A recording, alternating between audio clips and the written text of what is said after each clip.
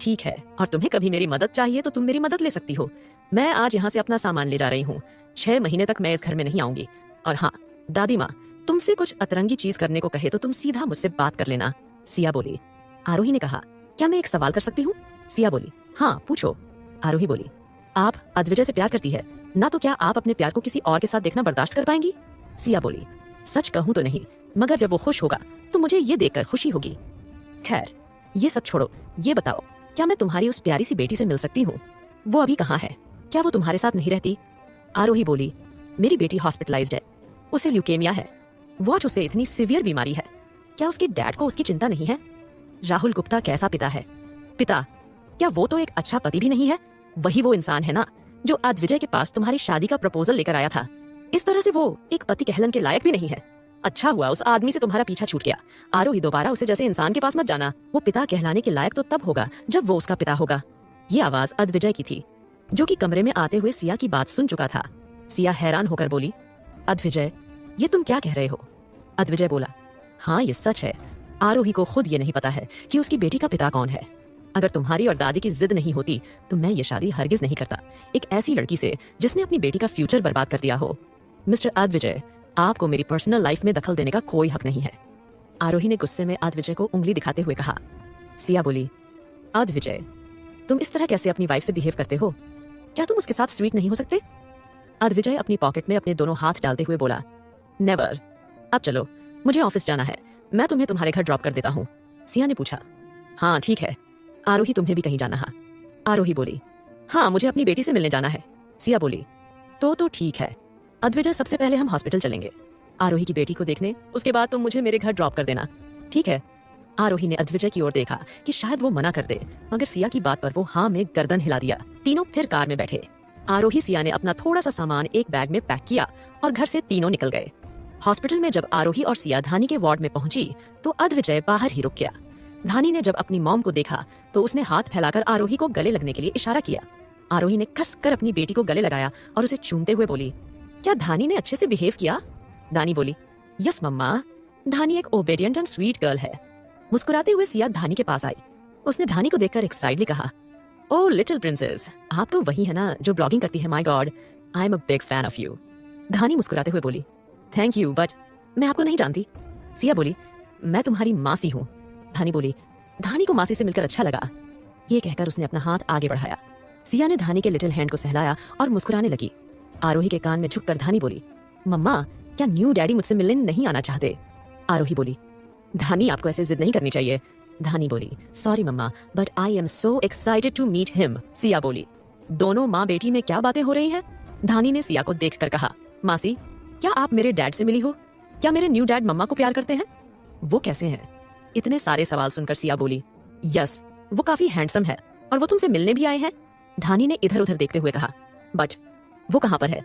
सिया बोली, वेट मैं अभी तुम्हारे डैड को लेकर आती हूँ। ये कहकर सिया वार्ड से बाहर निकली, मगर उसे वहां पर अद्विजय नहीं दिखा। वो तो निराश होकर अंदर आई। उसकी निराश आंखों को देखकर धानी बोली, कोई बात नहीं मासी, डैड मुझसे फिर कभी मिल लेंगे, मैं तुमसे बाद में मिलती हूँ बेबी लिटिल प्रिंसेस। ये कहकर सिया वहां से चली गई। आरोही पूरा दिन धानी के साथ हॉस्पिटल में रुकी और दोनों ने हॉस्पिटल का बेस्वाद खाना खाया। मम्मा क्या धानी आपसे एक छोटी सी रिक्वेस्ट कर सकती है? धानी ने प्यार से पूछा। आरोही बोली, यस मम्मा, आपकी हर रिक्वेस्ट को पूरा करेगी। धानी बोली, मम्मा प्लीज मुझे घर ले चलिए, मुझे हॉस्पिटल नहीं रहना है। आरोही धानी की आंखों में आंसू देखकर उसे मना करने की हिम्मत नहीं कर सकी। उसे चुप कराकर जब उसने हाँ कहा तो धानी की आंखें चमकने लगी। धानी ने प्यार से अपनी मम्मा के बालों को पीछे किया और माथे को चूमते हुए बोले, मम्मा यू आर माई वर्ल्ड। आरोही धानी को सुलाने के बाद बाहर गई। वो टैक्सी लेकर अद्विजय के पर्सनल विला पहुंची। जब उसने अंदर जाने की कोशिश की तो सिक्योरिटी गार्ड्स ने उसे रोक लिया। आरोही हैरान होकर पूछने लगी, क्या हुआ, मुझे अंदर जाने क्यों नहीं दिया जा रहा? सिक्योरिटी गार्ड्स बोले, माफ कीजिए मैडम, मगर अद्विजय साहब ने आपको फिर कभी यहाँ आने के लिए सख्त मना किया है। क्या कहा? आपके अद्विजय साहब ने मना किया है? आरोही ने पूछा। हाँ मैम साहब। ये बोलकर सिक्योरिटी गार्ड्स ने सर झुका लिया। आरोही ने हेल्प के लिए अपना फोन निकाला, मगर अचानक उसे याद आया कि उसके पास अद्विजय का फोन नंबर ही नहीं था, जिस वजह से वो काफी परेशान हो गई और उसने सीधा राहुल को कॉल किया। राहुल ने रिंग होते अपने फोन को देखा, मगर उसे पिक नहीं किया, बिकॉज इस वक्त वो किसी के सामने बैठा था। उसके सामने बैठे शख्स ने टेबल पर एक पैसों से भरा बैग रखा और एक क्लिक के साथ बैग को खोल दिया। राहुल ने एक नोट की गड्डी उठाई। पूरे 100 करोड़ रुपए हैं ये मिस्टर राहुल। मानना पड़ेगा, अपनी बीवी को बेचकर काफी अच्छी रकम कमाई है आपने। सामने चेयर पर लेग्स क्रॉस करके बैठी लड़की ने कहा, जिसने पूरी तरह से ब्लैक कपड़े पहने हुए थे। राहुल ने लड़की की शार्प नजरों से नजरें मिलाते हुए कहा, मिस सिया, मेरी मजबूरी का मजाक बनाकर आप अच्छा नहीं कर रही है। ये आप ही थी जिसने मुझे बैंकर यूपीटी किया। आखिर क्या दुश्मनी है आपको मुझसे? सिया राहुल से बोली, आपसे नहीं मगर आपके किसी अपने से मेरी दुश्मनी है। खैर, वो अब आपके साथ नहीं है, इसलिए आपको इतनी आसानी से जाने दे रही हूँ। ये कहकर सिया अपनी जगह से खड़ी हुई और मुड़कर 2 कदम चली। उसके साथ वही बॉडीगार्ड खड़ा था जो कि अद्विजय के कहने पर सिया के साथ रहता था। इस वक्त बॉडीगार्ड के दोनों हाथ में कुछ था और उसके अपने हाथ फैलाए हुए थे। उसके एक हाथ में सिगरेट और दूसरे हाथ में रिवॉल्वर थी। सिया ने अपने बॉडीगार्ड के हाथ से सिगरेट ली और सिगरेट से 2 कश लेते हुए बोली, राहुल गुप्ता, उम्मीद है तुम मेरी बातों याद रखोगे। राहुल से बात करने के बाद सिया अपनी मेबच कार को ड्राइव करते हुए अपने घर पहुंची। वहीं जब आरोही ने राहुल को कॉल किया तो राहुल के ऊपर कॉल ना पिक करने पर आरोही हार कर वापस अस्पताल पहुंची और नर्स से बात करके वो कुछ दिनों के लिए धानी को अपने चाचा जी के घर लेकर आ गई। अचानक दरवाजे पर धानी और साथ में आरोही को देखकर चाचा जी की आंखें हैरानी से बाहर आ गईं और उनका जबड़ा खुल गया। ये तुम किसको यहाँ लेकर आई हो? क्या ये तुम्हारी बेटी है? आरोही, क्या तुमने इस घर को धर्मशाला समझा हुआ है? ममता गुस्से से बोली। आरोही बोली, चाचा चाची जी, ये मेरी बेटी है। धानी ने अपने चेहरे पर प्यारी सी मुस्कान ली, आगे बढ़ी ताकि वो ममता जी के पैर छू सके, मगर ममता जी ने अपने दोनों हाथों से धानी को एक जोर का धक्का मारा और बोली, इस पाप को मैं अपने घर की दहलीज में पर पैर भी न रखने दूं। आरोही ने धानी को संभाला और उसे अपनी गोद में लेते हुए बोली, चाची जी बस बहुत हुआ। मेरी बेटी के खिलाफ आप एक भी शब्द नहीं बोले तो आपके लिए अच्छा होगा। क्यों नहीं कहूंगी? और तू होती कौन है मुझे मेरे सामने जबान चलाने वाली? मैं कहती हूँ अभी निकल जा मेरे घर से। ममता गुस्से से बोली, चाची जी भूलिए मत, ये घर मेरे पापा का है। आरोही ने धमकी देते हुए कहा। ममता जी आरोही की बात सुनकर तिल मिला गई और बोली, अच्छा तो यहाँ पर तू अपना हक जमाने आई है? ये कोई तेरे बाप का घर नहीं है, मर गया तेरा बाप समझी और तुझे हमारे सर पर छोड़ गया। आरोही बोली, चाची जी मैं आज तक चुप थी, इसका मतलब ये नहीं कि आप मुझे और मेरी बेटी को कुछ भी रहती रहेगी। ममता जी बोली, लेकिन तुम्हारा इस घर पर कोई हक नहीं है समझी। तुम्हारे बाप ने तुम्हें बस पाला था, वो तुम्हारा सगा बाप नहीं था, इसलिए इस घर पर तुम्हारा कोई हक नहीं बनता है। पीछे से आरोही के चाचा जी आए, वो काफी नाखुश लग रहे थे। उन्होंने अपनी पत्नी को घूर कर देखा और फिर मुस्कुराते हुए आरोही को देख कर बोले, आरोही तुम किस तरह की बातें कर रही हो अपनी चाची से?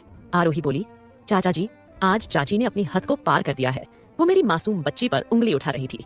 चाचा जी ने ये सुनकर ज्ञान से अपनी पत्नी को देखा और फिर वो अपने हाथ आगे बढ़ाकर बोले, आरोही लाओ अपनी बेटी को मुझे दो, मैं भी तो देखूं कि मेरी नातिन कैसी दिखती है। आरोही आगे बढ़ी, धानी उनकी गोद में चली गई। राघव जी प्यार से धानी का सर थपथपाते हुए बोले, बेटा आपका नाम क्या है? धानी ने अपनी प्यारी सी आवाज में जवाब दिया, दादाजी मेरा नाम धानी है, धानी आरोही गुप्ता। राघव जी मुस्कुराए और बोले, बेटा आपको पता है कि आप ना बिल्कुल अपनी मम्मा पर गए हो, उसी की तरह खूबसूरत और प्यारी। ये कहकर राघव जी ने धानी के गाल को चूम लिया और वो फिर उसे अंदर ले गए। धानी के पीछे पीछे आरोही आई। आरोही सोफे पर आकर बैठ गई जहाँ पर निकिता सामने बैठी थी। आरोही को देखकर निकिता ने मुंह बनाया और वो वहां से चली गई। ममता जी गुस्से में किचन में जाकर बर्तन बजाने लगी तो राघव जी ने मुस्कुराकर उन्हें आवाज लगाकर कहा, ममता तुम्हारा नाम ही ममता है लेकिन तुम्हारे दिल में ममता नहीं है। ममता जी किचन से आवाज देकर बोली, माँ की ममता अपने बच्चों के लिए होती है, नाली के कीड़ों के लिए नहीं। धानी ने मासूमियत से पूछा, दादाजी ये नाली के कीड़े का क्या मतलब होता है? राघव जी अपनी पत्नी के व्यवहार से गिल्टी महसूस कर रहे थे। उन्होंने आरोही की तरफ देखा। आरोही ने कहा, धानी नाना जी को परेशान मत करो, अभी तुम्हें होमवर्क करना है ना? धानी बोली, यस मम्मा। ये कहकर धानी ने अपना छोटा सा बैग अपनी कमर से उतारा और सोफे पर रख दिया। फिर अचानक उसने अपने पेट पर हाथ रखे और अपने पेट को सहलाने लगी और शर्माते हुए नीचे देखने लगी। आरोही समझ गई कि धानी को भूख लगी है, इसलिए वो बोली, मम्मा आपके लिए 5 मिनट में मैगी बनाकर लाती है। ये कहकर आरोही उठी और वो किचन की ओर जाने लगी। धानी ने पीछे से आरोही के दुपट्टे को पकड़ा और बोली, मम्मा मगर मैगी तो 2 मिनट में बनती है ना? धानी की शरारती आंखों को देखकर आरोही झुकी और उसके गाल को खींचते हुए बोली, हाँ हाँ जानती हूँ, 2 मिनट में बनती है मैगी तुम्हारी। ये कहकर आरोही किचन में एंटर हुई। उसने अपने दुपट्टे को बांध लिया और वो जाकर मैगी बनाने लगी। जैसे ही उसने पानी गर्म करके गैस पर रखा, ममता ने गैस को ही बंद कर दिया। ममता ऐसे नहीं मानने वाली थी। ये बात आरोही अच्छे से जानती थी, इसलिए उसने ममता को बिना कुछ कहे एक टमाटर उठाया और एक शार्प चाकू लेकर आगे बढ़ी। उसने अपने दूसरे हाथ में पकड़े हुए टमाटर को ऊपर उछाला। ममता की आंखों में देखते हुए उसने चाकू को हवा में घुमाया। टमाटर सीधा चाकू में जाकर लगा और वो चाकू ममता के सीने की ओर था। चाकू की नोक को अपने सीने के इतने पास देख ममता कुछ पल के लिए सांस तक लेना बंद कर चुकी थी। उसने पीछे होते हुए हैरानी से फटी आंख के साथ आरोही को देखा। आरोही मुस्कुराई और फिर उसने गैस को ऑन करते हुए, आप भूल रही हैं, मैं गूंगी नहीं हूँ और ना ही बहरी हूँ। चुप थी तो सिर्फ इसीलिए क्योंकि तब आप मुझे बेइज्जत करती थी, लेकिन अब आपने मेरी बेटी पर उंगली उठाने की कोशिश की है और एक माँ अपनी बेटी के लिए कुछ भी कर सकती है। इस पूरी कहानी को जानने के लिए पढ़िए परफेक्ट पॉसेसिव हस्बैंड, जिसके 185 भाग हैं। आपको कहानी में कुछ समझ नहीं आ रहा हो या आपको ये कहानी काफी पसंद हो तो प्लीज कमेंट कीजिए। आप भूल रही हैं, मैं गूंगी नहीं हूँ और ना ही बाहरी हूँ। चुप थी तो सिर्फ इसलिए क्योंकि तब आप मुझे बेइज्जत करती थी, लेकिन अब आपने मेरी बेटी पर उंगली उठाने की कोशिश की है और एक माँ अपनी बेटी के लिए कुछ भी कर सकती है। ये कहकर आरोही ने जल्दी से मैगी को बनाया। ममता जी हैरान होकर किचन काउंटर को पकड़कर खड़ी रही। उन्हें याद आया कि जब आरोही छोटी थी तो वो कैसे निकिता का सारा काम आरोही से करवाती थी। एग्जाम होते थे तो निकिता आरोही की सीट से अपनी सीट को बदल लेती थी, लेकिन एक टीचर आरोही को ऐसी मिली थी जो जानती थी कि असल में होशियार सिर्फ आरोही थी और निकिता उसका फायदा उठाती है। इसीलिए जब भी वो एग्जाम चेक करती तो वो आंसर शीट से निकिता का नाम काटकर आरोही का नाम लिख देती। वो टीचर आरोही को अपनी बेटी की तरह मानती थी और आरोही से हमेशा कहती थी कि उसे अपने लिए लड़ना होगा, मगर तब आरोही सिर्फ ये मानकर चुप रहती थी कि उसके माँ बाप के मरने के बाद चाचा जी ने उसे पालकर उसे पर बहुत एहसान किया है। पुरानी बातों को याद कर ममता ये सोचने लगी कि कैसे आरोही इतनी बदल गई। वही आरोही मैगी बनाकर 2 कटोरियों में सर्व करके बाहर आई। उसने एक कटोरी मैगी चाचा जी को दी। चाचा जी बोले, अरे बेटा, मैं ऐसी चीज नहीं खाता हूँ, तुम दोनों ही खाओ। ये कहकर चाचा जी वहाँ से हंसते हुए चले गए। आरोही धानी को अपने हाथ से मैगी खिलाते हुए बोली, अभी 2-4 दिन मैगी खा लो, बाकी फिर से तुम्हें हॉस्पिटल का खाना ही खाना पड़ेगा। आपकी सेहत के लिए ये सब खाना सही नहीं है ना। धानी बोली, ओके मम्मा। धानी को ठीक होकर जल्दी से मम्मा के साथ रहना है, इसलिए धानी अब अस्पताल के खाने को मना नहीं करेगी। अच्छा मम्मा, देखो मैंने ये होमवर्क किया है। धानी ने अपने पास रखी नोटबुक को उसे दिखाया। आरोही ने नोटबुक पर नजर डाली और उसे बंद करके बैग में रखते हुए बोली, बेटा, आप लोगों के इस तरह के सवालों के जवाब देने के लिए काफी छोटी है, इसलिए आप उनके जवाब मत दिया कीजिए। मम्मी, मुझे बड़ा होना होगा, मुझे आपका ख्याल जो रखना है। ये कहकर धानी मुस्कुराई। धानी स्कूल तो नहीं जाती थी, मगर जैसे कि उसने यूट्यूब पर ब्लॉगिंग करती थी तो काफी लोगों के सवाल आते थे जिनका जवाब वो हर 2 दिन बाद देती थी, जिसकी वो स्क्रिप्ट बनाकर रखती थी। इस स्क्रिप्ट को पढ़कर आरोही ने सलाह दी थी। आरोही जानती थी कि इतने छोटे बच्चों का सोशल मीडिया पर आना अच्छा नहीं है, मगर धानी की काफी ख्वाहिश थी कि वो लोगों से बात करें, एक सोशल मीडिया इन्फ्लुएंसर बने। इसलिए आरोही उसके सपने के बीच नहीं आई और उसे सपोर्ट किया। मिलियंस में फैन धानी को सपोर्ट करते थे। सभी धानी की बीमारी को लेकर उसके इलाज के लिए पैसा देने के लिए तैयार थे, मगर आरोही ने कभी धानी के फैंस से पैसे नहीं लिए। अगर धानी की बीमारी सिर्फ पैसों से ठीक हो सकती तो वो ऐसा जरूर करती है, मगर उसकी बीमारी के लिए एक डोनर चाहिए था। अस्पताल वालों ने भी मैचिंग डोनर ढूंढने की काफी कोशिश की थी। साथ ही एक बार आरोही खुद धानी की लाइव स्ट्रीम में शामिल हुई थी और उसने फैन से ये गुजारिश की थी कि कोई मैचिंग डोनर धानी को बोन मैरो डोनेट कर सके, मगर काफी सारे फैंस आए, मगर सब निराश होकर गए। जब धानी अपनी मम्मा के हाथ से मैगी खा रही थी तभी कुछ देर बाद वहाँ पर गोलू आया। गोलू ने जब छोटी धानी को देखा तो वो काफी खुश हो गया। आरोही ने गोलू को धानी से इंट्रोड्यूस कराया। गोलू से मिलकर धानी भी काफी एक्साइटेड हो गई और वो उसके साथ गेम्स खेलने लगी। धानी जब गोलू के साथ बिजी हो गई तो आरोही ने सोचा कि वो कैसे अपने प्लान को अंजाम दे। अगली सुबह आरोही धानी को उसकी दवाई देने के बाद जॉब की तलाश में निकली। उसने अपनी अचीवमेंट की फाइल बनाई हुई थी, उसे लेकर वो इंटरव्यू देने अंदर गई। मगर इंटरव्यूअर ने जब देखा कि पहले जिस कंपनी में आरोही ने काम किया था उस कंपनी से आरोही को खराब कैरेक्टर के होने की वजह से निकाल दिया गया था, तो उन्होंने फाइल को उसके मुंह पर फेंक के मारा। सारे पेज फाइल से निकलकर नीचे गिर गए और वो बोले, तुम जैसी लड़की रावत कॉर्पोरेशन में काम करने के लिए आई है, तुम्हारे अंदर इतने गट्स है कि तुम उठकर यहाँ आ गई। उस आदमी के बाल थोड़े सफेद थे और वो हमेशा गुस्से में रहता था। एक दूसरे आदमी ने खामोश आरोही को देखा। आरोही ने सिंपल अनारकली सूट पहना हुआ था, वो काफी सादगी से भारी लग रही थी। उसके चेहरे को देख वो इस तरह की औरत नहीं लग रही थी। इसीलिए उस आदमी ने कहा, बेटा आप जाइए, हम आपको यहाँ नौकरी नहीं दे सकते। आरोही एक फीकी हंसी के साथ अपनी फाइल को इकट्ठा करके वहां से बाहर जाने लगी। सभ्य दिखने वाले आदमी ने पीछे से आरोही से कहा, रुको। आरोही मुड़ी। आदमी बोला, हालांकि तुम्हें जिस कंपनी से निकाला गया है उस रीजन की वजह से जॉब नहीं मिल रही है, मगर मैं तुम्हें इसीलिए डिस्क्वालीफाई नहीं कर रहा हूँ, बल्कि इसलिए कर रहा हूँ क्योंकि तुम अपनी खूबियां को दिखने में सक्षम नहीं हो, या फिर तुम्हारे अंदर खूबियां है ही नहीं। आरोही ने मुस्कुराकर उस आदमी को एक नजर देखा और वो वहां से बाहर निकली। उसने खुद उस फाइल को डस्टबिन में डाला और फिर वो रेस्टिंग एरिया की ओर गई। वहां पर जाकर उसने रिसेप्शनिस्ट से कुछ ऐसा कहा जिसे सुनकर रिसेप्शनिस्ट की आंखें हैरानी से फैल गई। रिसेप्शनिस्ट ने कहा, क्या सच में आप वो रहस्यमयी औरत है। रिसेप्शनिस्ट की उंगली हैरानी से आरोही की ओर पॉइंटेड थी। आरोही मुस्कुराई और फिर उसने रिसेप्शनिस्ट को अपने बारे में थोड़ी सी और जानकारी दी तो रिसेप्शनिस्ट बोली, आप यहाँ बैठिए। ये कहकर रिसेप्शनिस्ट खुद रिसेप्शन डेस्क से बाहर निकली और वो दौड़ते हुए कहीं जाने लगी। रिसेप्शनिस्ट की इस हरकत की वजह से सबका ध्यान उस ओर गया और सब सोचने लगे कि आखिर ऐसा क्या हुआ जो रिसेप्शनिस्ट को वहां से अपना काम छोड़कर जाना पड़ा। वो सभ्य दिखने वाला आदमी अभी भी कुछ लोगों के इंटरव्यू ले रहा था और उसे किसी भी एप्लीकेंट का इंटरव्यू लेने में दिलचस्पी नहीं थी। वो रिसेप्शनिस्ट भागती हुई उसे रूम में आई और बोली, सर वो यहाँ आई है। वो सभ्य दिखने वाला आदमी और कोई नहीं, अदिविजय के पापा राजवीर थे। उन्होंने कंफ्यूज होकर पूछा, कौन आई है? रिसेप्शनिस्ट रूम में इंटर हुई और उसने राजवीर जी के कान में झुककर कुछ बताया। रिसेप्शनिस्ट की पूरी बात सुनकर राजवीर जी के चेहरे पर चमक आ गई और वो जल्दी से बाहर निकले। जब उन्होंने आरोही को देखा तो उन्होंने कंफर्म करते हुए रिसेप्शन से पूछा, तुम्हें यकीन है ये वही है? रिसेप्शनिस्ट बोली, हाँ ये वही है। आरोही को लेकर राजवीर का पर्सनल असिस्टेंट खुद अदिविजय के घर लेकर गया। अदिविजय आज घर से ही ऑफिस का काम संभाल रहा था, जिस नौकरानी को दादी ने इसीलिए भेजा था ताकि वो तब तक वहां रह सके जब तक अदिविजय और आरोही के बीच कुछ हो ना जाए। मगर अब जब आरोही को अदिविजय के घर में आने तक की मनाही थी तो वो इस बात की शिकायत लेकर दादी के पास पहुंच गई। दादी ने कई बार अदिविजय को कॉल भी किया मगर अदिविजय अपने स्टडी रूम में बैठकर ऑफिस के काम में बिजी था। राजवीर जी का असिस्टेंट आरोही को लेकर स्टडी रूम के बाहर पहुंचा। उसने दरवाजे पर नॉक किया। अदिविजय ने उन्हें अंदर आने के लिए कहा। आरोही को फिर से अपने सामने देखकर अदिविजय ने अपनी आईब्रो ऊपर उठाई और बोला, तुम्हें फिर से यहाँ आने के लिए किसने कहा? असिस्टेंट बीच में बोला, सर ये है वो सीक्रेट लेखक जिन्हें हम इतने टाइम से ढूंढ रहे थे। अदिविजय थोड़ा हैरान हुआ और उसने कहा, क्या तुम सच बोल रहे हो? असिस्टेंट ने कहा, हाँ सर, हमने कंफर्म किया है ये वही है। तो फिर तुम इसे यहाँ क्यों लेकर आए हो?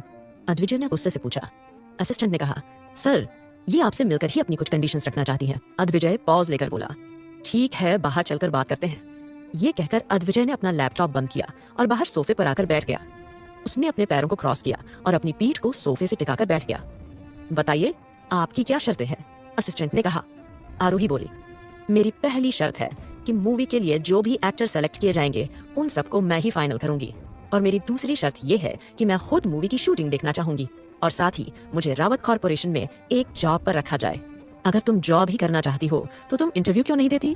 अदिविजय ने सार्कास्टिकली पूछा। मुझे आपकी पर्सनल सेक्रेटरी बनना है, आरोही सीधे बोली। अदिविजय काफी देर तक शांत रहा, फिर बोला, ठीक है मैं तुम्हारी ये शर्त भी मान सकता हूँ, इसके आगे कुछ? आरोही बोली, मेरी बेटी हॉस्पिटलाइज्ड है, सो मैं जब चाहूँ तब अपने काम से छुट्टी ले सकती हूँ। मैं छुट्टी लेकर कहीं भी जाऊँ कोई इस बारे में मुझसे नहीं पूछेगा। अदिविजय ने सिर हिलाया। असिस्टेंट जो कॉन्ट्रैक्ट लेकर आया था उसने वो कॉन्ट्रैक्ट सामने रखा। आरोही ने उस कॉन्ट्रैक्ट पर साइन किया। अदिविजय ने असिस्टेंट से कहा, तुम यहाँ से जाओ। असिस्टेंट थोड़ा हैरान हुआ कि वो आरोही को लिए बगैर वहां से कैसे जाए।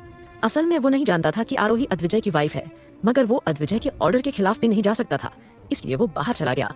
अदिविजय मुस्कुराया और बोला, नॉट बैड, तुम सक्सेसफुली वापस इस विला में एंटर कर पाई। अब तुम यहाँ किसी भी रूम में रह सकती हो, बट रिमेंबर दिस, तुम सिर्फ इस घर में एंटर कर पाई हो। मेरे बेडरूम में आने की जरूरत नहीं है और मुझसे कम से कम 2 मीटर की दूरी बनाकर रखना, अंडरस्टूड? ये बोलकर वो उठा और वापस से अपने स्टडी रूम में चला गया। तभी 2 हैंडसम लड़के आरोही के पास आए और वो आरोही के आसपास बैठ गए। आरोही उन्हें देख हैरान हुई। आप दोनों कौन हैं?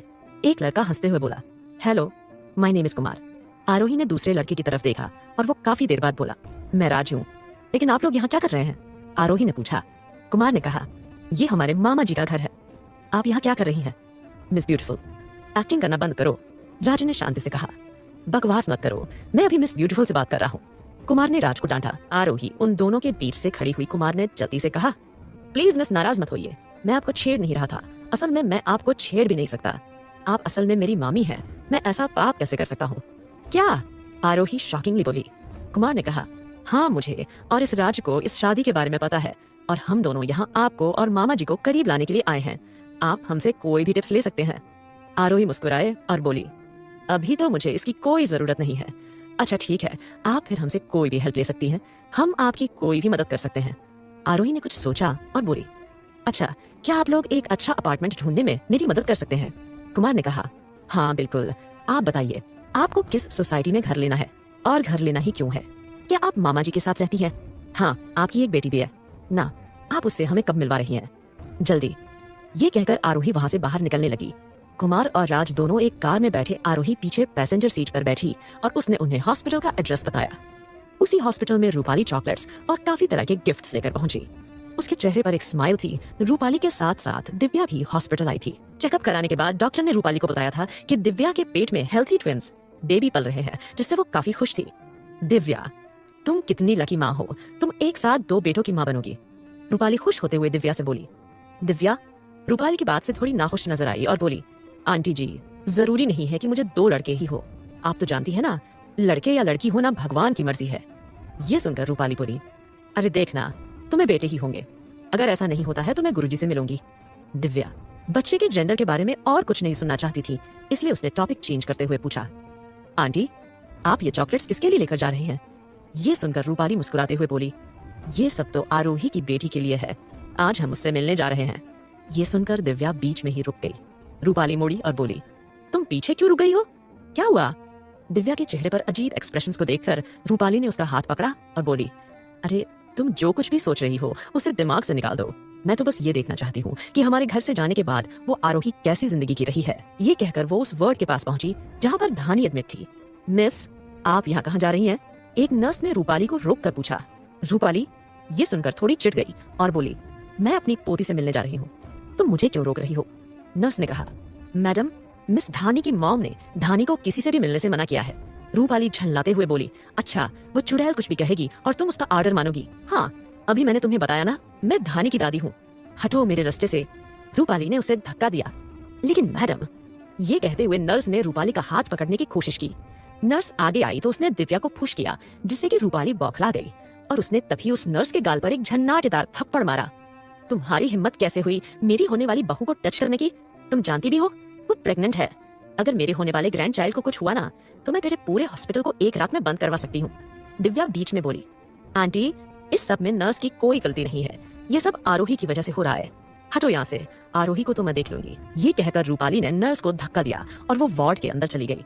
धानी आईपैड पर कुछ डिजाइन कर रही थी। जब उसने रूपाली को देखा तो उसकी आंखें खुशी से चमकने लगी। दादी, आप मुझसे मिलने आई हैं, उसने बहुत ही प्यारी आवाज में कहा। रूपाली बोली, मेरी प्यारी पोती दादी तुमसे गले लगा चाहती है, इधर आओ। धानी बोली, दादी, मैं भी आपसे गले मिलना चाहती हूँ, लेकिन मेरे हाथ में ये इन ड्रिप लगी हुई है। रूपाली आगे बढ़ी और वो धानी के पास बैठ गई। उसने एक झटके से ड्रिप को धानी के हाथ से निकाला। दादी, दर्द हो रहा है। रूपाली ने उसके हाथ को रब करते हुए कहा, अरे कुछ नहीं होगा, चलो, आज तुम्हारी दादी तुम्हें अपने घर ले जाने आई है। लेकिन दादी, मैं अब घर नहीं जा सकती। मम्मा, अब आपके साथ नहीं रह सकती ना, उसने धीरे धीरे कहा। वो ऐसा कुछ नहीं कहना चाहती थी जिससे उसकी दादी हर्ट हो। रूपाली ने उसे देखा और बोली, अरे तुम्हारी माँ खुद घर छोड़कर गई है, लेकिन उसके जाने से क्या हुआ? तुम तो मेरी पोती रहोगी ना। चलो घर चलते हैं। दादी, एक बार आप मम्मा से पूछ लीजिए ना, धानी ने रिक्वेस्ट की। उसे कुछ पूछने की कोई जरूरत नहीं है, तुम पर हमारा भी उतना ही हक है जितना आरोही का हक है। रूपाली बोली। दिव्या अपने हाथ बांधकर पीछे खड़ी थी। उसे समझ नहीं आ रहा था कि अचानक रूपाली को धानी पर इतना प्यार कैसे आ रहा था। धानी को गोद में लेकर रूपाली बाहर निकली, तभी सामने से कुमार, राज और आरोही आते दिखाई दिए। आरोही रूपाली की गोद में धानी को देखकर वहीं ठहर गई। उसने ध्यान दिया कि धानी के हाथ से खून बह रहा था। वो दौड़ते हुए आगे गई। उसने धानी को अपनी गोद में खींच लिया। अरे अरे, ये क्या बदतमीजी है, तुमने मेरी पोती को मुझसे दूर क्यों किया?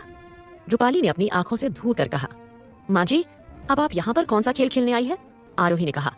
तुम्हें मैं कोई खेल खेलते हुए नजर आती हूँ। मैं धानी की दादी हूँ और तुम मुझे मेरी पोती से अलग करना चाहती हो। अरे देखो, कोई ये औरत कितनी निर्दयी है। आसपास से गुजर रहे डॉक्टर ने उस ड्रामे पर थोड़ा ध्यान दिया, मगर वो उस ड्रामा के लिए अपनी इंपॉर्टेंट सर्जरी नहीं छोड़ सकते थे, इसीलिए वो वहाँ से चले गए। मगर कुछ वर्ड बॉय और नर्स वहाँ पर आकर इकट्ठा हो गए। साथ ही कई सारे पेशेंट भी वहाँ आ गए। कुछ औरतों ने कहा, अरे तुम कैसी माँ हो एक दादी, क्या अपनी पोती से मिल भी नहीं सकती? देखो आज मेरी पोती की क्या हालत है, वो इस हॉस्पिटल में एडमिट है, वो भी इस औरत की वजह से। कोई माँ कैसे अपनी ही बेटी को हॉस्पिटल में अकेले छोड़कर बाहर न जाती है, और कितने मर्दों के साथ गुलछर्रे उड़ा रही है। रूपाली चिल्लाकर बोली। कुछ लोगों ने देखा कि आरोही के पास 2 हैंडसम आदमी खड़े थे, तो वो भी रूपाली की बात पर विश्वास करने लगे। आरोही बोली, बस माँ जी, अब आप यहाँ से जितना जल्दी हो सके चले जाएं, आपके लिए बेहतर रहेगा। अच्छा, वरना तुम क्या करोगी? रूपाली बोली, मैं राहुल को इस बारे में बता दूंगी। आरोही ने धमकी दी। अच्छा, तो तुम मेरे बेटे को मेरे ही खिलाफ भड़काओगी? रूपाली हंसी। आरोही बोली, माँ जी, आप साफ साफ बताइए मुझे कि आप यहाँ क्या करने आए हैं। अगर ऐसा कुछ है जो मैं आपको दे सकती हूँ तो बताइए। रूपाली मुस्कुराई और फिर से नाटक करते हुए बोली, अरे कोई मुझे पानी ला कर दो, लगता है मेरा बीपी हाई हो रहा है। दिव्या ने रूपाली का हाथ पकड़कर, पूछ, क्या हुआ आंटी, आप चलकर पहले कहीं बैठिए। ये कहकर वो उसे रेस्टिंग एरिया की ओर ले गई। धानी को उसे नर्स की गोद में देने के बाद आरोही रूपाली के पास आई और उसने अपने आर्म्स को फोल्ड करके पूछा, अब आप बताएंगे कि आपको क्या चाहिए। रूपाली ने अपनी त्योरियां छड़ाई और बोली, उस दिन तुमने राहुल के बैंकरप्ट होने पर उसका मजाक उड़ाया था ना, बस आज मैं उसी का मजा तुम्हें चखाने आई हूँ। तुम्हें जब पता चलेगा, जब ये हॉस्पिटल वाले तुम्हें और तुम्हारी उस नाजायज बेटी को धक्के मार के यहाँ से बाहर फेंक देंगे। आरोही गुस्से से लाल होकर बोली, माँ जी, आपको शर्म नहीं आती है ना? आपको एक बार उस मासूम थानी के बारे में भी कोई ख्याल नहीं आता? रूपाली खड़ी हुई और बोली, उसका ख्याल तो मैं तभी कर सकती हूँ जब वो मर जाए। आरोही को ये सुनकर इतना गुस्सा आया कि उसने अपना हाथ रूपाली को थप्पड़ मारने के लिए उठा दिया। जैसे ही आरोही ने रूपाली को थप्पड़ मारा, रूपाली की आंखें हैरानी से फैल गईं। उसने अपने सुनन हुए चेहरे पर हाथ रखा और हैरानी के साथ बोली, क्या तुमने अभी मुझे थप्पड़ मारा? आरोही बोली, हाँ, और मैं इससे भी आगे बढ़ सकती हूँ। आरोही ने रूपाली को थप्पड़ मारा। आज रूपाली को उसकी ही दवा का स्वाद चखने को मिला था। उसने कई बार छोटी छोटी बातों पर आरोही पर हाथ उठाया था। आज जब उसे आरोही से थप्पड़ खाने को मिला तो उसके दिमाग की सारी नसें हिल गई। रूपाली गुर्राते हुए बोली, तुमने मुझ पर हाथ उठाया है, अब तुम देखो मैं क्या करती हूँ। ये कहकर रूपाली चिल्लाई, बॉडीगार्ड्स जल्दी यहाँ आओ। काफी दूर खड़े दो को काले कपड़े पहने आदमी आगे आते हैं। रूपाली ने उन्हें उंगली से इशारा करते हुए कहा, इस वर्ड में जो भी सामान है वो सब कुछ 15 मिनट के अंदर बाहर हो जाना चाहिए। और ध्यान रहे, ये लड़की फिर इस हॉस्पिटल में दिखाई नहीं देनी चाहिए। दिव्या, अब चलो यहाँ से। ये कहकर उसने दिव्या का हाथ पकड़ा और वहां से जाने लगी। रिसेप्शनिस्ट के पास जाकर वो बोली, मुझे अभी के अभी तुम्हारे हॉस्पिटल के ओनर से बात करनी है, बुलाओ उसे। काफी देर से हो रहे ड्रामा को देखते हुए पहले ही किसी ने हॉस्पिटल के ओनर को कॉल कर दिया था और वो भागते हुए वहां आया। ये सब क्या हो रहा है? ओनर मिस्टर माथुर ने पूछा। रिसेप्शनिस्ट ने ओनर की तरफ देखा। ओनर मिस्टर माथुर को देखकर रूपाली बोली, मिस्टर माथुर, आपसे मिलकर खुशी हुई। मिस्टर माथुर उन्हें देख मुस्कुराए। रूपाली बोली, मिस्टर माथुर, ये लड़की आज के बाद इस हॉस्पिटल में दिखाई नहीं देनी चाहिए। मिस गुप्ता, आपका काम हो जाएगा। मिस्टर माथुर बोले और आरोही की तरफ गुस्से में देखा। आरोही समझ गई कि अब उसे इस हॉस्पिटल से जाना ही होगा, इसलिए वो धानी को अपने साथ लेकर जाने लगी। रूपाली इंडिया में जहां भी जाती थी वो कुछ ना कुछ बखेड़ा खड़ा करके आई थी। इस वजह से राहुल की रेपुटेशन काफी खराब हो चुकी थी, मगर रिच बिजनेसमैन होने की वजह से फिर भी उसकी माँ के ऑर्डर्स को न मानने की हिम्मत कोई नहीं करता था। आरोही को जाते देखा राज और कुमार ने एक दूसरे की ओर देखा और वो फिर बोले, मामी रुकिए। आरोही ने उन दोनों की आवाज सुनी और वो पीछे मुड़कर उन्हें देखने लगी। कुमार आगे बढ़ा और वो मिस्टर माथुर के पास जाकर बोला, hello mister Mathur. Mister Mathur ने कुमार को देखा और दिमाग पर जोर डालने की कोशिश की और सोचा कि क्या सामने खड़ा शख्स मुंबई के बड़े नाम में से तो कोई नहीं है, मगर उन्हें फिर भी याद नहीं आया कि उन्होंने पहले कभी राज को देखा था या नहीं। राज ने एक हडी पहनी हुई थी। उसने भी मिस्टर माथुर के पास आकर एक फीकी सी स्माइल दी। उसने जब अपनी होली उतारी तो उसके सुनहरे बाल और कानों में पियर्सिंग को देखकर उन्हें कुछ याद आने लगा। राज के लेफ्ट कान के तरफ तक के ऊपर तक भी टैटूज बने हुए थे। कुछ लड़कियों ने राज को देखा और वो चिल्लाई, ये तो सुपरस्टार राज ओबेरॉय है, क्या हम सपना तो नहीं देख रहे हैं? दूसरी लड़की बोली, हाँ ये सच में सुपरस्टार राज है, लेकिन ये हॉस्पिटल में क्या कर रहे हैं?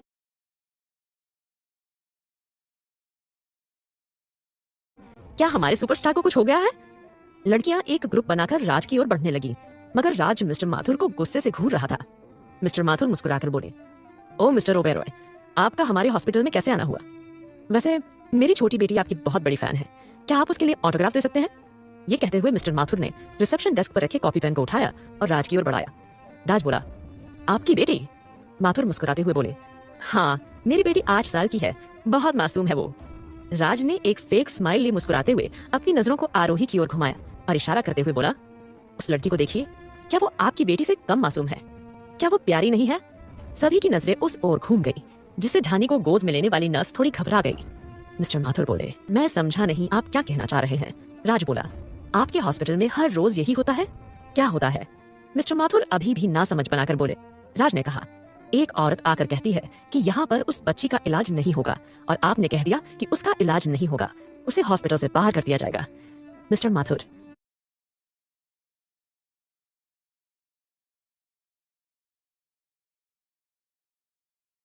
अब अपनी गलती को समझ रहे थे। उन्होंने शर्म से अपना चेहरा झुका लिया और बोले, मुझे माफ कर दीजिए राज ओबेरॉय, आज मैंने एक गलत फैसला ले लिया। रूपाली ने दिव्या से कहा,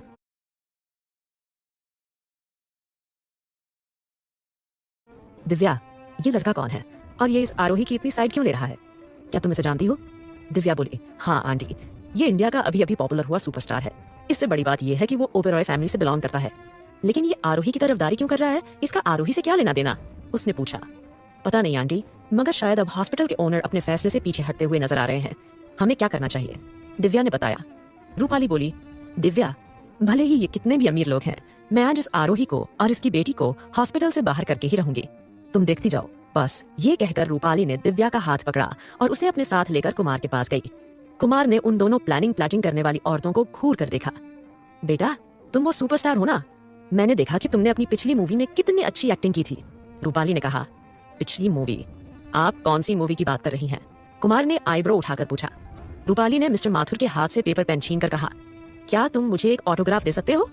रूपाली ने काफी अजीब परफ्यूम लगाया हुआ था, जिससे कि कुमार ने रूपाली को चिढ़कर देखा और उसे दूर करने के लिए रूपाली को पीछे किया। तभी रूपाली ने दिव्या को आगे कर दिया। दिव्या को धक्का लगा और वो नीचे गिर गई। प्रेग्नेंट होने के बावजूद भी वो 4 इंच की हील पहनकर रहती थी, जिस वजह से उससे मुश्किल से ही चला जाता था। रूपाली चिल्लाते हुए, अरे बेटा, तुमने ये क्या किया? तुमने मेरी बहू को धक्का दिया। तुम्हें पता है वो माँ बनने वाली है। तुम कैसे सुपरस्टार हो? तुम्हें लोगों से इस तरह बिहेव नहीं करना चाहिए। कुमार ने अपने हाथों को जेब में डाला और बोला, फर्स्ट ऑफ ऑल, मैं कोई सुपरस्टार नहीं हूँ और ये ड्रामा करना बंद कीजिए। तभी हॉस्पिटल में काफी सारी लड़कियों का ग्रुप एंटर हुआ। उन्हें पता चला था कि हॉस्पिटल में राज और कुमार ओबेरॉय आया है और वो उसे ऑटोग्राफ लेने के लिए वहाँ खुशी।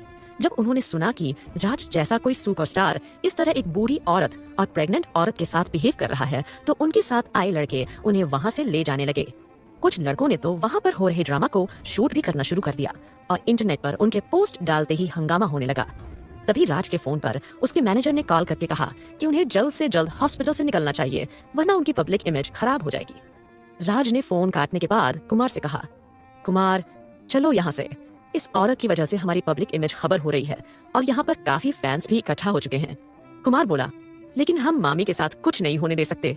मामी के साथ क्या होगा इसके बारे में अंकल तय करेंगे। उन्हें पहले ही इस हंगामा के बारे में पता चल चुका होगा। राज ने समझाया, जो भी हो, मैं मामी को छोड़कर यहाँ से नहीं जा रहा हूँ, कुमार ने जिद करते हुए कहा। राज ने अपनी ओर बढ़ती लड़कियों को लुक दिया। उसे काफी इरिटेशन होने लगी। उसने रूपाली को देखकर कहा, देखो, मुझे पता है तुम जैसी औरत यहाँ ड्रामा ही क्रिएट करने आई है। बताओ तुम्हें कितने पैसे चाहिए? तुम पैसे की बात कर रहे हो, देख नहीं रहे हो मेरी बहू को कितनी तकलीफ हो रही है? रूपाली बोली। राज फ्रस्ट्रेट होकर बोला, अगर आपकी बहू को तकलीफ हो रही है तो डॉक्टर किस लिए हैं? आप उनको दिखाने की बजाय यहाँ पर तमाशा कर रही हैं। तुम लोग भी उस आरोही की तरह हो। तुम मेरी बहू के पेट में पलने वाले बच्चे को मारना चाहते हो ना? तुम्हें आरोही ने ये करने के लिए कहा है ना? रूपाली ने इल्जाम लगाया। राज के सामने कोई इस तरह चिल्लाने की हिम्मत नहीं करता था। इस वजह से राज को कभी इस तरह के बिहेवियर की आदत नहीं थी। उसका टेम्पर भी काफी हाई था। वो गुस्से में कुछ भी कर देता था। उसने रिसेप्शन डेस्क पर रखी एक फाइल के पेज को फाड़ा और उन्हें गोल करके वो आगे बढ़ा। रूपाली नहीं समझ पा रही थी कि वो क्या कर रहा है। तभी उसने रूपाली के मुंह को एक हाथ से पकड़ा और अपने दूसरे हाथ से उसने कागज से एक बॉल बनाकर उसके मुंह में ठूंस दी और बोला, अब बोलो। सब लोग हैरान रह गए कि राज ने अभी क्या किया। कुमार राज से बोला, अभी तो तुम्हें पब्लिक इमेज की परवाह हो रही थी, अब तुमने खुद क्या किया है भाई? अब तो तू गया। यहाँ ये सब क्या हो रहा है? एक दमदार आवाज हॉस्पिटल की लॉबी में गूंजी। सभी लोगों ने एंट्रेंस की ओर देखा। पॉकेट में एक हाथ डाले हुए और एक हाथ से फोन पकड़े हुए सामने एक इंसान खड़ा था। उसके सिल्की ब्लैक हेयर माथे पर लेफ्ट और बिखरे हुए थे और उसकी शार्प आंखें कुमार और राज पर थी।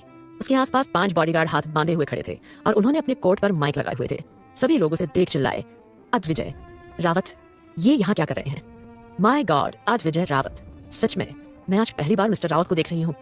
अरे यार, ये तो सुपरस्टार राज से भी चार्मिंग है। माय गॉड, ये फिल्म इंडस्ट्री में आते हैं तो बवाल मच जाएगा। लड़कियां चिल्लाने लगी और उन्होंने अद्विजय रावत की फोटोज लेना शुरू कर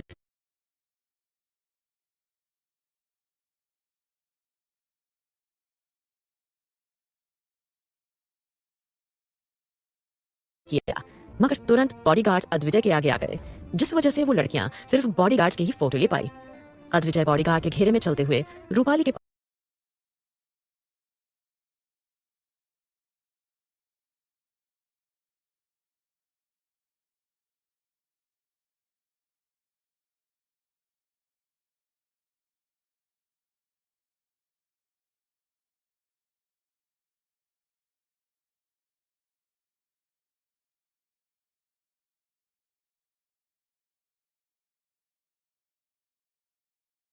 पास आया, उसने मिस्टर माथुर को देखा और ऑर्डर दिया, आज की आज ये हॉस्पिटल बंद किया जा रहा है और सभी पेशेंट को रावत हॉस्पिटल में ट्रांसफर कर दो, वरना।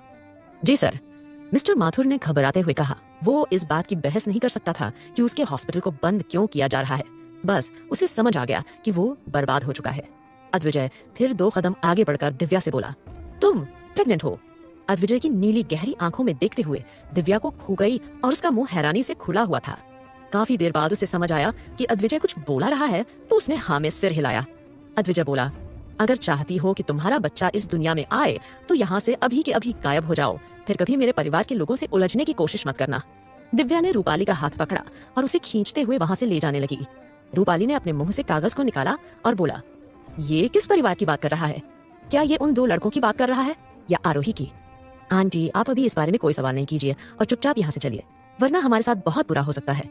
ये कहकर रूपाली को लेकर दिव्या वहां से चली गई। अद्विजय ने आरोही को देखा और बोला, मेरे पीछे आओ। ये कहकर अद्विजय मुड़ा और बाहर चला गया। राज और कुमार दोनों अद्विजय के पीछे चलने लगे। आरोही ने नर्स की गोद से धानी को लिया और उसे अपनी गोद में लिटाकर ले जाने लगी। नर्स बोली, मिस आरोही, धानी को तेज फीवर है, जिस वजह से वो आंखें भी नहीं खोल पा रही है। आरोही ने कहा, मैं इसे अभी हॉस्पिटल ले जाऊंगी, थैंक यू। ये कहकर आरोही तेज कदमों के साथ अद्विजय के पीछे जाने लगी। बॉडीगार्ड्स भीड़ को अलग करते हुए कार के पास खड़े हो गए। अद्विजय कार में बैठने से पहले मुड़ा। उसने आरोही को देखा। आरोही समझ गई कि अद्विजय उसकी मदद करना चाहता है। वो धानी को अपनी गोद में लिए कार में अंदर बैठी। अद्विजय के कार में बैठने के बाद बॉडीगार्ड्स ने दरवाजे को बंद किया और कार तेज रफ्तार के साथ रावत हॉस्पिटल की ओर बढ़ गई। थैंक यू सो मच, आरोही ने अद्विजय से कहा। अद्विजय बोला, थैंक यू फॉर व्हाट? आरोही ने झिझकते हुए कहा, आपने हॉस्पिटल में आकर जो किया। अद्विजय उसकी बात बीच में काटते हुए बोला, कुमार और राज दोनों मेरी फैमिली है और उनकी पब्लिक इमेज खराब हो, इससे पहले मैं हर मुसीबत को ही जड़ से खत्म करना पसंद करता हूँ। सो ये तो सोचो ही मत कि मैं तुम्हारे लिए आया हूँ, और दोबारा राज और कुमार को इस तरह की मुसीबत में डालने की कोशिश मत करना, ये एक वार्निंग है। आरोही ने अपना सर झुकाया और बोली, मैं समझती हूँ, मुझे माफ कर दीजिए। अद्विजय ने अपने कोल्ड डोमिनार को चेंज करके शांति से पूछा, तुम्हारी बेटी को क्या हुआ है? आरोही ने कहा, इसे कोल्ड फीवर है। ये कहकर आरोही ने धानी को अपनी गोद में लिटाया। धानी के बाल उसके चेहरे पर थे। आरोही ने अपने दुपट्टे से उसको ढका हुआ था। धानी का हाथ नीचे लटका हुआ था। अद्विजय ने अपना हाथ आगे बढ़ाया। आरोही, तुम्हारी बेटी के हाथ में क्या हुआ है? यहाँ से ब्लड निकल रहा है। आरोही ने कहा, वो मिसेस गुप्ता ने धानी की ड्रिप को निकाल दिया था। जब तुम्हारा ससुराल इतना टॉक्सिक है तो तुम इतने साल वहाँ किस लिए रही? क्या तुम ये सोचती थी कि तुम्हारी नाजायज बेटी को गुप्ता परिवार की प्रॉपर्टी में कुछ हिस्सा मिलेगा? अद्विजय ने तंज कसते हुए कहा। आरोही ने अपने दांतों को भींचा और बोली, आपके पास गलत अजम्पशन लगाने के अलावा कोई काम है? अद्विजय ने उसे कोल्डली देखा। आरोही ने अपना सर गुस्से में दूसरी ओर घुमाया। हॉस्पिटल पहुंचकर कार रुकी। आरोही ने अपना सर घुमाया। जब अद्विजय से उसकी हल्की बहस हुई थी, तब से ही वो अपना सर घुमाए हुए कार के बाहर देख रही थी। कार से उतरने के लिए उसने अद्विजय के पहले उतारने का इंतजार किया। उसने नोटिस किया कि जब से अद्विजय ने धानी का हाथ पकड़ा हुआ था, तब से ही उसने धानी का हाथ छोड़ा ही नहीं था। इवनली वो कार की शीट पर अपना सिर टिका कर सो गया था। आरोही ने सोचा कि वो दूसरे दरवाजे से उतर जाएगी, इसलिए वो धानी को लेकर उतरने लगी, मगर अद्विजय ने काफी टाइटली धानी का हाथ पकड़ा हुआ था, जिस वजह से आरोही बीच में ही रुक गई और बोली, मिस्टर अद्विजय। अद्विजय एक बार में नहीं उठा तो आरोही ने अद्विजय के हाथ को पकड़ा और धानी के हाथ को छुड़ाने की कोशिश की। तभी अचानक अद्विजय की आंख खुली और उसने अपने हाथ की ग्रिप को टाइट करते हुए कहा, उसे मुझसे दूर मत करो। आरोही अचानक अद्विजय की परेशान आवाज को सुनकर चौंक गई। अद्विजय ने देखा कि क्या हो रहा है, तो उसने धानी का हाथ छोड़ दिया और बोला, आई एम सॉरी। आरोही धानी को लेकर बाहर निकली और बोली, अभी मिस्टर अद्विजय को क्या हुआ? क्या उन्होंने मुझे सॉरी बोला और अचानक उन्होंने मेरी बेटी का हाथ इस तरह क्यों पड़ा हुआ था? मम्मा मम्मा। धानी अपनी कमजोरी आवाज में आरोही को पुकारने लगी। आरोही ने उसकी पीठ को सहलाते हुए कहा, मम्मा यहीं पर है, आज रात मम्मा आपके साथ रहेगी, ठीक है? ये कहकर आरोही उसे हॉस्पिटल में ले गई। अद्विजय का ड्राइवर आरोही को एक वार्ड के पास ले गया। आरोही ये देखकर चौंक गई कि वो एक वीआईपी वार्ड था। उसने कहा, क्या यहाँ पर धानी का इलाज होगा? ड्राइवर बोला, जी मैडम, ये हॉस्पिटल रावत साहब का है, तो आपको किसी चीज की चिंता करने की जरूरत नहीं है। आरोही ने सिर हिलाया और वो धानी को वार्ड के अंदर ले गई। कुछ ही देर में डॉक्टर धानी को एग्जामिन करने लगी। धानी ने कसकर आरोही का हाथ पकड़ा हुआ था। तभी आरोही के बैग में रखा फोन रिंग करने लगा। आरोही ने फोन को देखा तो उस पर एक अननोन नंबर फ्लैश हो रहा था। कॉल उठाकर वो बोली, हेलो, कौन है? उधर से कोल्ड आवाज आई, ये मैं हूँ, तुम कब बाहर आ रही हो? आरोही समझ गई कि वो अद्विजय था। उसने धीरे से कहा, मेरी बेटी की तबीयत काफी खराब है, मैं अभी आपके साथ कहीं नहीं चल सकती। अद्विजय बोला, देख लो, अगर आज तुम मेरे साथ घर नहीं चली तो फिर दोबारा मैं तुम्हें घर में आने की इजाजत नहीं दूंगा। सोच लो, तुम अपनी बेटी को चुनोगी या फिर अपने काम को। Sorry mister. ये कहकर आरोही ने कॉल रख दिया और कॉल काटते ही उसने अद्विजय का नाम सेव किया, किंग ऑफ कोल्डनेस नाम से। अद्विजय ने कॉल कट जाने पर फोन को बैक सीट पर फेंका। ड्राइवर आरोही को वार्ड में छोड़कर आ चुका था। उसने कहा, सर अभी कहाँ चलना है? अद्विजय बोला, यही इंतजार करो। क्या? ड्राइवर हैरान रह गया। इतना ऑफिस वर्क होने के बावजूद अद्विजय हॉस्पिटल के बाहर ही रुकना चाहता था, और वो भी न जाने कब तक शाम के 8 बजे धानी डिनर के बाद सो चुकी थी। आरोही को कुछ समय मिला और वो विंडो पर नीचे देखने लगी। तभी उसने वहां पर अद्विजय की कार को खड़े देखा। स्ट्रीट लाइट की रोशनी में उसने कार का नंबर देखा तो यकीन हुआ कि असल में ये अद्विजय की ही कार थी। उसने सोचा कि शायद ड्राइवर उसके लिए वहां ठहरा हुआ होगा, इसीलिए वो दौड़कर नीचे गई और ड्राइविंग सीट की ओर झुक गई। ड्राइवर ने विंडो ग्लास नीचे किया। आरोही बोली, आप यहाँ पर मेरा इंतजार कर रहे हैं, क्या आपने अभी कुछ खाया? क्या मैं आपके लिए कैंटीन से लेकर आऊं? ड्राइवर बोला, नहीं मैडम, मैंने पहले से ही कैंटीन से खाना मंगाकर खा लिया है, लेकिन सर ने नहीं खाया। ड्राइवर ने की बात सुनकर आरोही की कंफ्यूज नजरें कार की बैक सीट पर गई। वहां पर अद्विजय को बैठे देखकर आरोही की आंखें हैरानी से फैल गई और बोली, आप यहाँ क्या कर रहे हैं? ड्राइवर ने आरोही को जवाब दिया, सर यहाँ पर काफी देर से हैं और उन्होंने कुछ खाया। जस्ट शट योर माउथ, अद्विजय चिल्लाया। आरोही डर कर बोली, मैं आपके लिए कैंटीन से कुछ लेकर आती हूँ। ड्राइवर बोला, रुकिए मैडम, मैंने सर से पहले ही पूछा था, मगर वो कैंटीन का खाना नहीं खाते हैं, तो मैं क्या करूं? यहाँ कोई ढाबा भी नहीं है। आरोही ने बताया। अद्विजय कोल्डली कार का दरवाजा खोलकर बोला, कार में बैठो। अद्विजय की कोल्ड टोन को सुनकर आरोही कार में बैठ गई। ड्राइवर एक चाइनीज रेस्टोरेंट की ओर चलो। अद्विजय का ऑर्डर सुन ड्राइवर ने कार को ड्राइव किया। आरोही ने पूछा, हमें वहां कितना टाइम लगेगा? मुझे ढानी के पास वापस जाना है, कहीं वो उठ ना जाए। आरोही की बात पर अद्विजय ने कोई रिएक्शन नहीं दिया। कुछ देर बाद एक चाइनीज रेस्टोरेंट के बाहर जाकर कार रुकी। अद्विजय बाहर निकलकर खड़ा हो गया। आरोही उसके पीछे आई। तब जाकर अद्विजय ने अपना कदम आगे बढ़ाया। रेस्टोरेंट में उनके आगे डिशेस सर्व की गई। कीड़े मकोड़े जैसे खाने को देखकर आरोही हैरान रह गई। ऐसा लग रहा था कि जमीन पर चलने वाले कीड़े मकोड़े को उठाकर उन्हें बस भून कर प्लेट में सर्व कर दिया गया था। अद्विजय ने चाकू से काटकर एक एक पीस खाते हुए कहा, तुम क्यों नहीं खा रही हो? क्या तुम्हें सी फूड पसंद नहीं है? आरोही बोली, सी फूड? इससे अच्छा तो मैं सी का पानी पी लूं। आई मीन समुद्र का पानी पी लूं। अद्विजय फिर से बोला, ठीक है, तुम पानी पीकर भी काम चला सकती हो, मगर यहाँ मिलने वाले पानी तक की कीमत लगभग 5 से 8 हजार होगी। आरोही एक गिलास को पढ़कर पानी पी ही रही थी। जब उसने अद्विजय की बात सुनी तो उसने गिलास को तुरंत नीचे रख दिया। अद्विजय मुस्कुराया और बोला, तुमने पानी को झूठा कर दिया है। आरोही ने गुस्से से अद्विजय को देखा और वो फिर पानी के गिलास से पूरा पानी पी गई। क्या हुआ, तुम वेजिटेरियन हो? अद्विजय ने पूछा।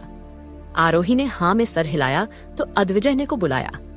आरोही उम्मीद करने लगी कि अद्विजय शायद उसके लिए वेजिटेरियन खाना मंगाएगा, मगर अद्विजय उम्मीद पर पानी फेर कर बोला, दो और पानी के गिलास मैडम के लिए सर्व करो।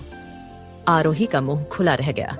अद्विजय ने एक पल आरोही को देखा और फिर दोबारा अपना फूड एंजॉय करते हुए बोला, ये एक चाइनीज रेस्टोरेंट है, यहाँ कुछ भी वेजिटेरियन नहीं है।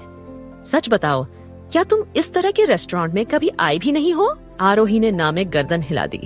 तभी वेटर 2 गिलास पानी लेकर आया, मगर आरोही ने उन्हें हाथ भी नहीं लगाया। उसने अपने फोन को स्क्रॉल करना शुरू कर दिया। इंटरनेट पर हॉस्पिटल में हुआ तमाशा वायरल हो रहा था। इससे पहले कभी आरोही जैसी आम लड़की न्यूज की सुर्खियों में नहीं आई थी, मगर आज उसका चेहरा रिवील हो गया था। फैंस जमकर आरोही के लिए हेट कमेंट्स कर रहे थे। उन्हें लग रहा था कि एक तरफ सुपरस्टार राज और दूसरी तरफ एक फेमस सिंगर कुमार दोनों आरोही को सपोर्ट क्यों कर रहे थे। आरोही ने न्यूज हेडलाइन को इग्नोर किया और फिर अपने इंस्टा अकाउंट पर गई, जहां पर उसने धानी के साथ कुछ पिक शेयर की हुई थी। उन पिक्स के नीचे भी लोगों ने काफी हेट कमेंट फैलाना शुरू कर दिया था। उसके कुछ हजार में फॉलोअर बड़े भी थे, मगर वो सब उसे नफरत देने के लिए फॉलो कर रहे थे। आरोही ने अचानक अपने अकाउंट को प्राइवेट किया और एक गहरी सांस लेकर फोन को नीचे रख दिया। तभी उसके फोन पर राहुल का कॉल आया। आरोही ने कॉल पिक किया। राहुल इम्पेशेंटली बोला, हॉस्पिटल में ये सब क्या था? तुमने मॉम के साथ क्या किया? आरोही ने गुस्से में कहा, मैंने तुम्हारी मॉम के साथ कुछ नहीं किया है। तुम्हें कॉल करने से पहले ये पूछ लेना चाहिए कि तुम्हारी माँ हॉस्पिटल में क्या करने गई थी। आरोही तुम। गुस्से में राहुल इतना ही बोला। आरोही ने उसका कॉल कट कर दिया। अद्विजय ने अपना डिनर कर लिया था। उसने नैपकिन से होठों को पोंछते हुए कहा, तुम्हारा एक्स हस्बैंड अभी भी तुम्हारा पीछा नहीं छोड़ता। लगता है तुम दोनों के बीच काफी गहरा प्यार रहा है। आरोही ने मन ही मन कहा, गहरा नहीं, एक तरफा। अद्विजय उठा और डिनर करने के बाद वहां से मुड़कर जाने लगा। आरोही हैरान हुई कि वेटर बिल नहीं लेकर आया था। जब वो रेस्टोरेंट से बाहर निकली तो उसने एक बार रेस्टोरेंट के नाम को देखने के लिए अपना सिर ऊपर उठाया, जहां पर रावत वर्ड देखकर ही वो सब कुछ समझ गई।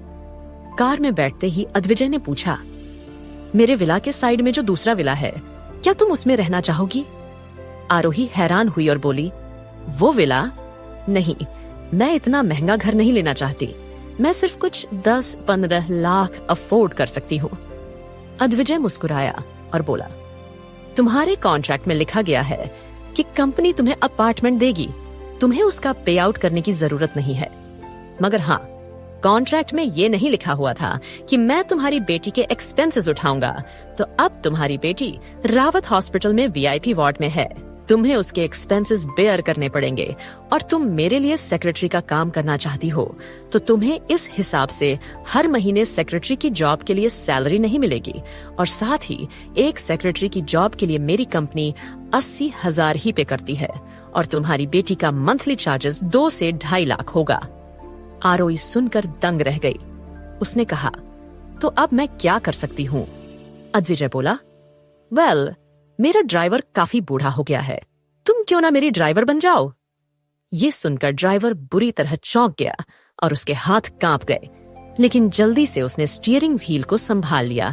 आरोही बोली, बट मैं ड्राइवर कैसे बन सकती हूँ और ना ही मुझे ड्राइविंग आती है। अद्विजय बोला, डोंट वरी, मैं तुम्हें ड्राइविंग सिखा सकता हूँ। ड्राइवर ने अपने माथे पर आ रहे पसीने को पोंछा और बोला, बॉस, ये क्या कर रहे हैं? मैडम को ड्राइवर बनाना चाहते हैं और बॉस पर जो अचानक हमले होते हैं उनका क्या? मैंने उन्हें कितने हमले से बचाया है और आज बॉस मुझे बूढ़ा कहकर जॉब से निकाल देना चाहते हैं। बॉस इतनी निर्दय है। हॉस्पिटल पहुंचकर आरोही ने धानी के माथे को चूमा। कुछ दिनों के बाद धानी पूरी तरह से ठीक हो गई। डॉक्टर ने धानी को डिस्चार्ज दे दिया और साथ ही डॉक्टर ने यह भी कहा कि आरोही को धानी को हॉस्पिटल से बाहर रखना चाहिए ताकि मेंटली धानी काफी खुला हुआ महसूस करे। जिस वजह से आरोही धानी को लेकर वापस अग्रवाल हाउस पहुंची। चाचा जी आरोही को देखकर खुश हुए और बोले, आरोही, तुम कहाँ गायब रहती हो? और वो नर्स उस दिन हमारे घर क्यों आई थी? चाचा जी, धानी का चेकअप होना था, जिस वजह से मैंने उस नर्स को धानी को पिक करने के लिए भेजा था। धानी को गोद में लेते हुए चाचा जी बोले, अब तबीयत खराब हो तो हमें बताना।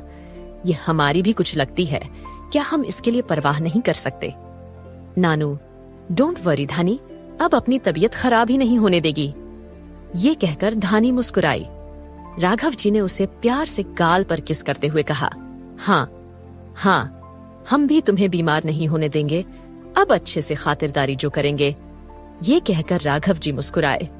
अच्छा आरोही, तुम इतने दिन से घर में नहीं थी, मुझे तुमसे एक इम्पोर्टेंट बात करनी थी।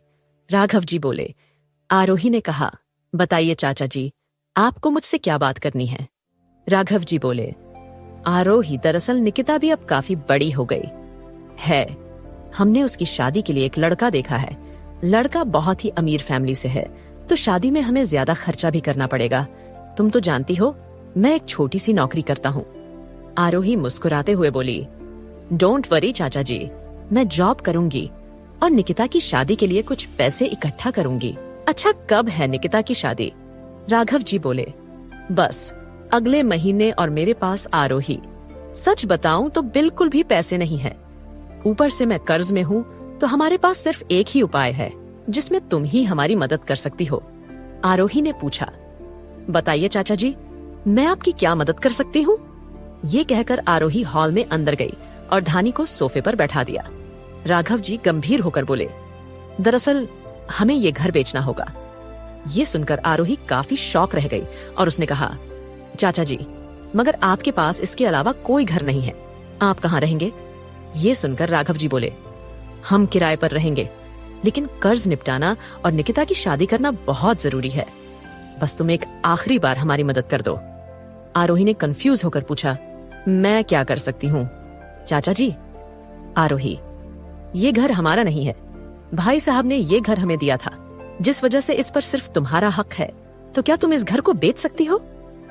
राघव जी की बात सुनकर आरोही कुछ देर सोचने लगी और फिर उसने कहा, ठीक है चाचा जी, मैं इस घर को आपके नाम कर दूंगी। तभी ममता एक कमरे से निकली, उसके चेहरे पर मुस्कान थी और हाथ में पेपर्स। उसने टेबल पर पेपर्स रखते हुए कहा, तो देर किस बात की है आरोही बेटा, इस पर साइन कर दो। ये सुनकर आरोही ने पेन लिया और पेपर्स पर साइन कर दिया। आरोही, तुमने मुझ पर बहुत एहसान किए हैं, मैं मरने के बाद भी तुम्हारा एहसान नहीं चुका पाऊंगा।